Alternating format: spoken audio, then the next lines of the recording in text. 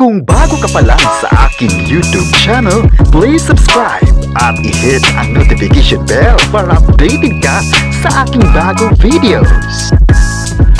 Kim Pao, kumusta nga ba ang relasyon? Bakit pinag-usapan sa Cebu? Ang buong kwento, alamin!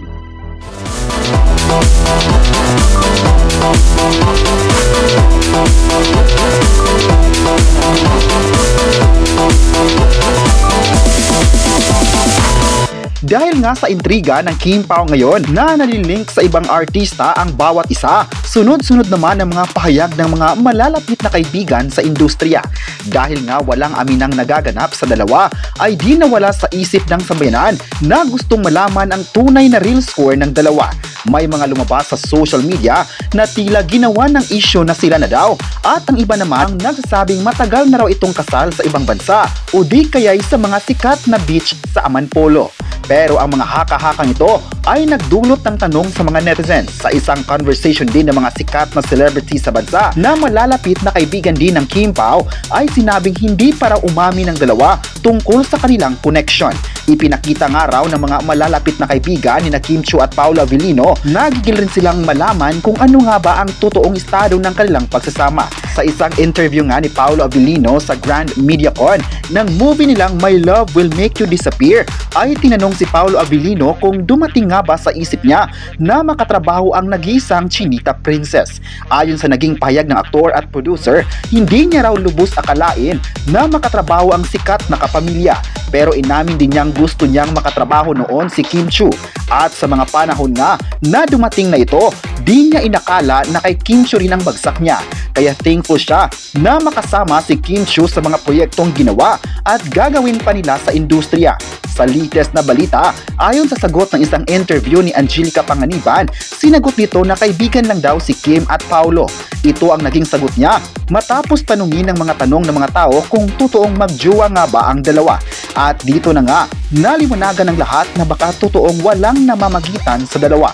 At sa latest din na balita, sunod-sunod din ang paglink ng mga netizens sa actress at kasama nga dito si Sam Milby. Nagsimulang na-link ang pangalan ni Sam nang binalikan ng mga netizens ang mga proyekto ni Kim at Sam noon sa isang project. Marami sa mga tagahanga noon na nagsabing may connection nga ang dalawa, pero inamin din ng kapamilya actor na wala silang koneksyon ni Kim Chiu noon. Mas umugong pa ang tanong ng netizens nang ilabas ng ABS-CBN ang listahan ng mga bagong karakter sa The Alibi na napasama nito si Sam Milby. Pero klaro naman raw na wala ngang koneksyon ng dalawa. Okay na magkakasama ang dalawa sa isang proyekto. May mga netizen talaga ngayon ang gustong magkaroon ng relasyon sina Kim at Paolo para tatagal sila sa mga serye na gagawin pa sa bakuran ng ABS-CBN. Pero sa naging pahayag nga ng mga malalapit na kaibigan ng Kim Pao ay kaibigan lang ito. Marami sa ngayon ang umaasang may tamang panahon naman para aminin ng dalawa ang tunay na namamagitan sa dalawa. Baka ayaw raw aminin ni Kim Chiu at Paolo Avellino ang relasyon dahil ayaw nilang madisturbo ang kanilang trabaho. Ang tinutukoy nito ay ang serye nilang The Alibi na kasalukuyang ginagawa pa rin nila ito. Samantala, nakahanda na rin ang mga location ng The Alibi sa ilang eksena. Sa mga pictures na in-upload sa social media, ibinahagi nito ang mga behind the scenes na pasilip sa mga gagawing eksena sa isang bahay ng Kim Pao kung saan makikita ang lumang frames na kita din ng Chinita Princess. Di pa masyadong makita kung sino ang kasama nito sa ibang frame, pero paniguradong nasa picture na kasama ni Kim Chiu ay si Angelina Cruz. Sa mga susunod na araw ay posibleng maglalabas na naman ng update ang pamunuan ng Dreamscape Entertainment tungkol sa Alibi serye. Sa bagong update rin ng The Alibi ay spotted ang Kim Pao sa isang sikat na gym sa Cebu para mag-workout. Sa mga pictures na kuha ng mga netizens, makikita ang kasama ang dalawa sa isang lugar at happy namang nagkasama. Kaya masaya ang mga fans na Kim Pao na makita nilang magkasama ang dalawa. Marami nga ang nagpapadala ng mensahe sa isang netizen ng pasasalamat na nanakuna ng photo ang kanilang idolo. Talaga naman kasing kaabang-abang ang ginagawa ng Kim Pao sa araw nila sa Cebu. Di mapakali ang mga fans na sundan ang mga activities na gagawin ni Kim Chiu at Paolo Avellino. Sa social media, Pina-trending ng mga fans ang Kim Pao dahil sa kanilang eksena sa Cebu na malalaking eksena nga ang ginawa ni Kim Chiu at Paulo.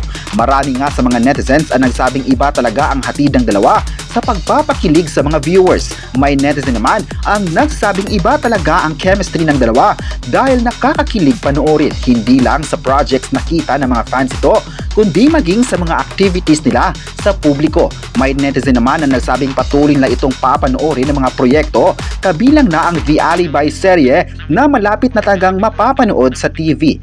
Iba naman talaga ang paghahanda ng buong team sa The Alibi dahil sinisiguro nila na magiging exciting para ilalabas na sa publiko.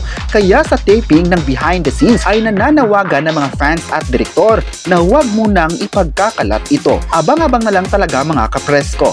Sa kabilang banda naman ay sunod-sunod ang guestings at interviews ng final duo evictees ng Pinoy Big Brother Celebrity Collab Edition na sina Justin Yu at Bianca De Vera. Pagkatapos ngang ma-evict sa bahay ni Kuya noong June 28 ay sumabak agad si Justin sa 75th anniversary celebration ng GMA Network noong June 29.